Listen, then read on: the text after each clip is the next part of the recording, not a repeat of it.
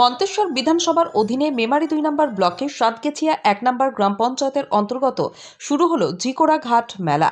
এই মেলা প্রত্যেক বছর পয়লা মাঘ অনুষ্ঠিত হয়।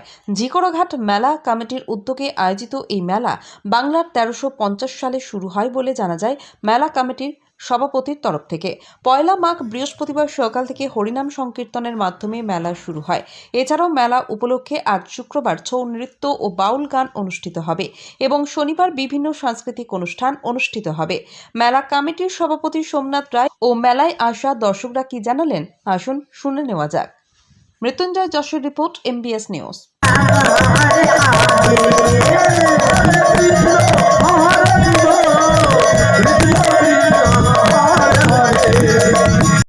এখানে কি অনুষ্ঠান হচ্ছে? জিকোড়াঘাট হরিবাসরের মেলা হচ্ছে, হরিবাসর পুজো হচ্ছে।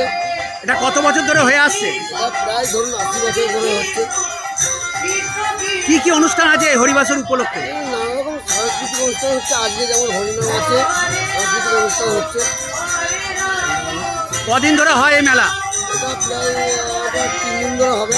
পয়লা মাঘ, দোসরা মাঘ, তেসরা মাঘ। কি কি আছে আর কি অনুষ্ঠান আছে? সাংস্কৃতিক অনুষ্ঠান আছে, নানা রকম বাউল আছে, ছৌ নাচ আছে, হরিনাম চলছে। এই হরিবাসর উপলক্ষে কি মেলা বসে? অনেক মেলা বসে, এখানকার এলাকার অনেক মানুষ এখানে মেলা দেখতে আসে। সুশৃঙ্খলভাবে এখানে মেলাটা পরিচালিত হয়। আপনার নাম এবং পরিচয়? আমার নাম সোমনাথ রায়, আমি এই কমিটির সভাপতি। আর কে কে উপস্থিত রয়েছেন? এখানে উপস্থিত হয়েছেন আমার কমিটির সেক্রেটারি আছেন, সব সদস্যরা আছেন এখানে। আজকে কোন জায়গায় এসেছেন? এটা বাঁকার মেলা। এটা কোন দিন হয় এই মেলাটা? এই মেলাটা পয়লা মাঘ হয়। তো এটা হরিনামে উদযাপন হরিনাম এখানে একদিন দুদিন হরিনাম হয়।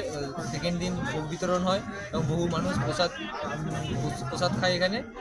আর এটা বাঁকারপুর অর্থাৎ ঝিংড়া নামে পরিচিত এইখানে মেলা। এটা ঝিংড়া ঘাট নামে পরিচিতি? হ্যাঁ, ঝিংড়ার ঘাট নামে পরিচিত। মেলায় কি কিনলেন? কিছু কেনা হয়নি। কেমন লাগছে মেলায় ঘুরতে? ভালো লাগছে, অনেক মানুষের সমাগম হয়। আপনার নাম? আমার নাম ইন্দ্রনাথ প্রামাণিক।